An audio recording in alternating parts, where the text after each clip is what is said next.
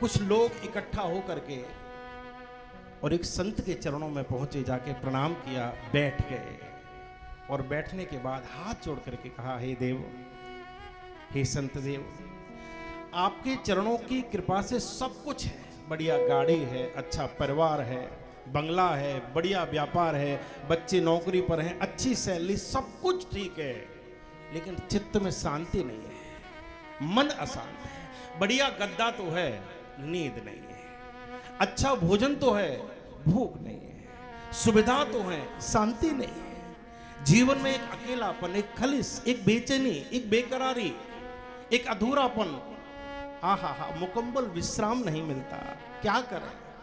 तो उन साधु ने बड़ी अच्छी बात की, बोले भैया, तुम जिस दुनिया में आए हो, जिस संसार में आए हो, उस संसार का नाम क्या है? गीता में भगवान कहते हैं दुखालयम अशाश्वतम। संसार क्या है? बोले दुखों का आलय है। जैसे देवालय, औषधालय, विद्यालय, भोजनालय। जब आप भोजनालय में जाते हैं तो क्या मिलता है? भोजन। आप विद्यालय में गए तो क्या मिला? विद्या। आप देवालय में गए तो क्या मिला? देव दर्शन है। तो आलय माने घर। जिस प्रकार विद्यालय में विद्या है, भोजनालय में भोजन है, देवालय में देव दर्शन है, ऐसे ही संसार क्या है? भगवान गीता में कहती है दुखालयम शाश्वतम। ये दुखों का आलय है। ये संसार क्या है? ये दुखों का घर है। और दुखालय में केवल दुख ही मिला करता है, सुख कभी नहीं मिलता। जिसे हम सुख समझ लेते हैं वो महज एक भ्रम है। हर नया सुख कहीं न कहीं एक दुख के कांटे को जन्म दिया करता है। हर एक इच्छा कहीं न कहीं पूर्ण होते ही दूसरी इच्छा को जन्म दे देती है। आपके मन में हुआ गुन्नौर में हमारा बढ़िया घर होना चाहिए, सबके अच्छे घर बन गए, हमारा नहीं है, भगवान की कृपा हो गई, आपका घर बन गया। एक इच्छा पूर्ण हुई, तब तक दूसरी जन्म ले लेती है। सबसे ऊंचा मेरा होना चाहिए, सबसे अच्छी कोठी मेरी होनी चाहिए। कोठी बन गई साहब, इच्छा पूर्ण हो गई। फिर क्या आता है मन में? एक गाड़ी होती तो और अच्छा रहता है। स्कूटर पे कहीं चल नहीं पाते हैं, स्कूटी पे पूरा परिवार नहीं जा पाता, क्या करें? गाड़ी हो जाती। गाड़ी आ गई, इच्छा पूर्ण हो गई। लेकिन दूसरी इच्छा ने जन्म लिया। क्या? बोले गाड़ी तो हो, लेकिन पूरे मोहल्ले की सबसे महंगी गाड़ी मेरी चाहिए। आहा, सबसे अच्छी चाहिए मुझे, सबसे महंगी चाहिए। वो आ गई। फिर मन करता है अब बड़ा प्लॉट और हो, अब इस शहर में नहीं, बोले फिर बोले अब दूसरे जिले में भी चाहिए व्यापार, बोले यहाँ से काम नहीं चल रहा, अब तो इस जिले में भी चाहिए। होते होते कहाँ तक? बोले अब तो मुझे विदेशों में भी चाहिए। एक इच्छा पूर्ण होते ही दूसरी इच्छा को जन्म दे देती है। जिसे आप सुख समझते हैं, वही सुख दूसरे दुख को जन्म देने का कारण बना करता है। इसलिए संसार क्या है? बोले दुखालयम अशाश्वतम। ये दुखों का आलय है, यहाँ दुख ही दुख मिलेगा, सुख हो ही नहीं सकता। तो लोगों ने चरणों में बैठ करके साधु से कहा, देव, हमने तो सुना था कि संतों के चरणों में आने के बाद में जीवन के दुख मिट जाया करते हैं। मैट त कठिन कुअंक भाल के, जो साधु के चरणों में आ जाए उसके जीवन में मंगल ही मंगल हुआ करता है। तो क्या फिर भी हमारे जीवन में दुख रहेगा? हमको आराम नहीं मिलेगा? हमको विश्राम नहीं मिलेगा? तो साधु हंस गए और हंस करके कहा, अच्छा विश्राम चाहते हो? बोले जी। तो साधु ने बड़ी अच्छी बात कही। बोले अगर आराम चाहते हो तो एक काम करना पड़ेगा। बोले क्या? बोले आराम की तलब है। तलब का मतलब समझते हो? नहीं। तलब माने छटपटाहट, तलब माने बेचैनी, तलब माने किसी चीज की खोज। जैसे चाय पीने का जो लती होता है, वो नुक्कड़ पे दुकान ढूंढ ही लेता है कि कहाँ चाय मिलती है। अगर कोई तंबाकू खाने का शौकीन है तो वो ढूंढ ही लेगा कहाँ मिलती है, वहां जाके चलाई जाए। और जो जो शौक होते हैं आप लोग जानते हो, ज्यादा बताने की जरूरत नहीं है। तो तलब व्यक्ति को वहां ले जाकर के खड़ा कर देती है, वो खोज ही लेता है। तो साधु ने बड़ी अच्छी बात कही। बोले भैया, बोले हाँ, बोले आराम की तलब है तो बस एक काम कर। क्या?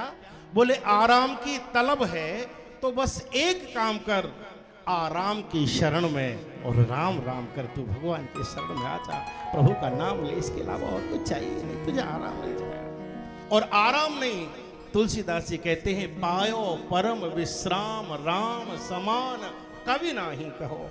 तुझे आराम नहीं, परम विश्राम मिलेगा। बोले कहाँ? बोले भगवान की शरण में आ। क्या करना है? बोले प्रभु का नाम गाओ, भगवान का नाम गाओ। एक बात और निवेदन आपसे करें, ये युग है, कौन सा? कलयुग है। ये नाम का युग है, नाम का युग। और हर व्यक्ति यहाँ नाम के लिए परेशान है। कार्ड में बोले मेरा नाम सबसे नीचे कर दिया, मैं तो नहीं जाऊंगा। यहाँ पर बोले मेरा नाम ही नहीं है, यहाँ अरे उन्होंने तो नाम ही नहीं लिया, वहां बोले जाए कैसे मंच, वो तो नाम ही नहीं ले रहे। हर व्यक्ति नाम के लिए परेशान है, हर व्यक्ति नाम, ये नाम का योग है भैया। तुलसीदास जी बड़ी अच्छी बात कहते हैं, बोले क्या, नहीं कलिजोग न यज्ञ न ज्ञाना,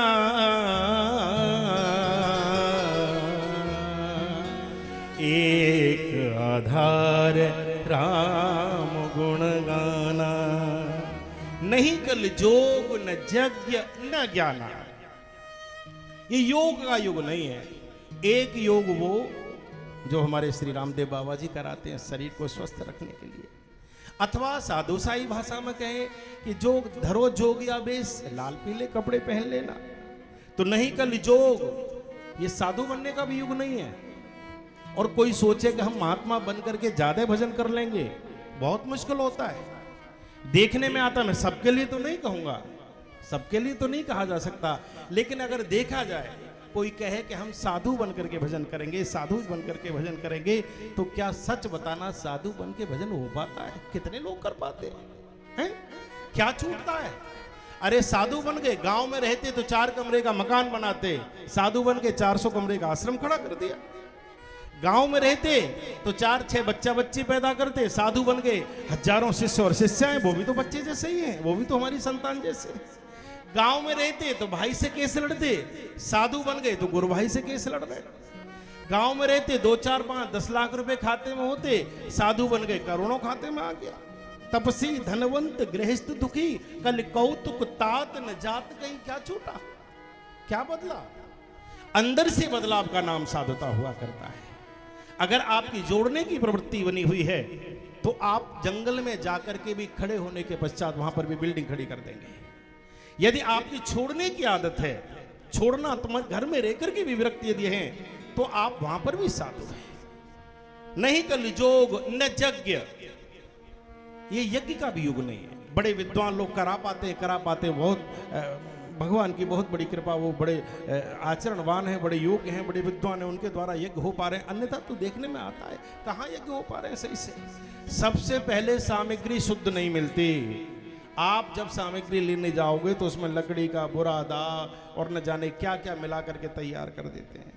कोई कहता है कि महाराज जी हम तो अपने आप बना लेंगे। आप जौ ले आए, चावल ले आए, घी ले आए, गूगल इत्यादि ले आए, आपने खुद सामग्री तैयार कर ली, तो शुद्ध देसी घी नहीं मिलता। शुद्ध देसी घी नहीं मिलता। वेद लक्षणा गाय का घी, जिसके यहाँ टाट होती है, हम्प होता है, उसी गाय का घी, उसी गाय का दूध पूजा में मान्य होता है।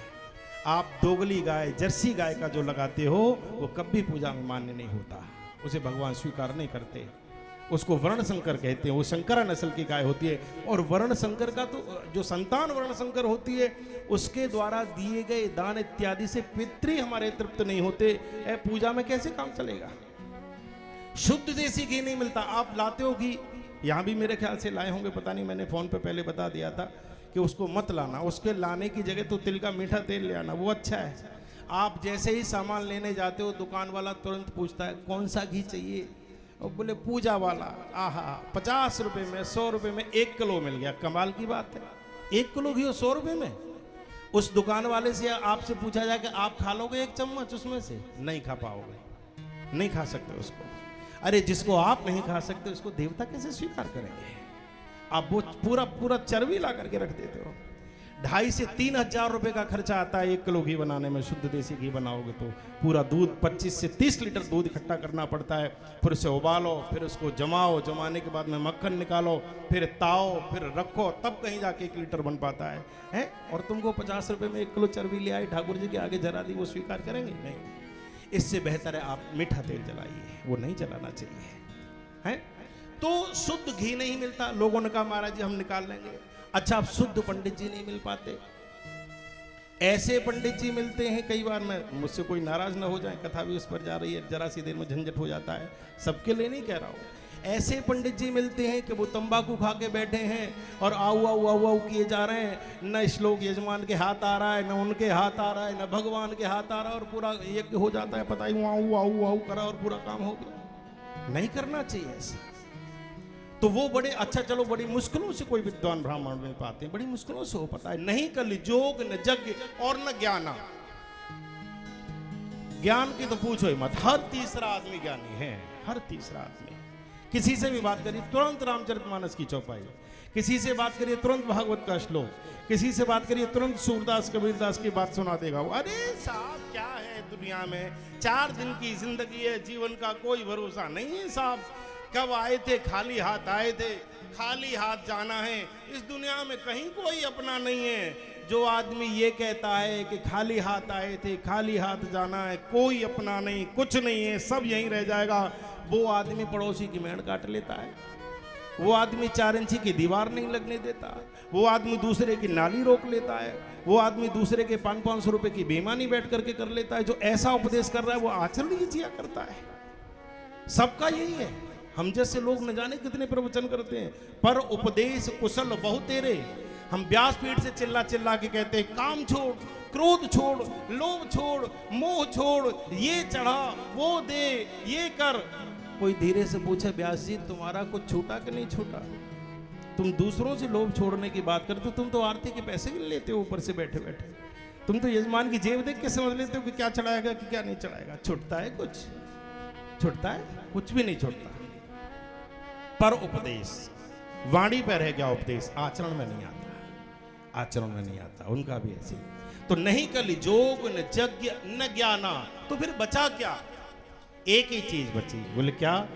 बोले आहा हा, एक आधार राम गुण गाना, केवल भगवान का नाम, बस हरेर नाम केवलम, केवल प्रभु का नाम। श्रीमद् भागवत की कथा जब शुभारंभ होता है तो श्लोक आता है, आहा यत् फलम नास्ति तपसा न योगे न समाधिना तत्फलम लभते सम्यक कलौ केशव कीर्तना।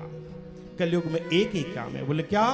जो अन्य युगों में ध्यान धारणा समाधि जप तप पूजा पाठ करने से जो फल प्राप्त नहीं होता, वो कलयुग में केवल केवल भगवान का नाम लेने मात्र से हो जाया करता है। जास नाम सुमिरत एक बारा उतर ही नर भव सिंधु अपारा।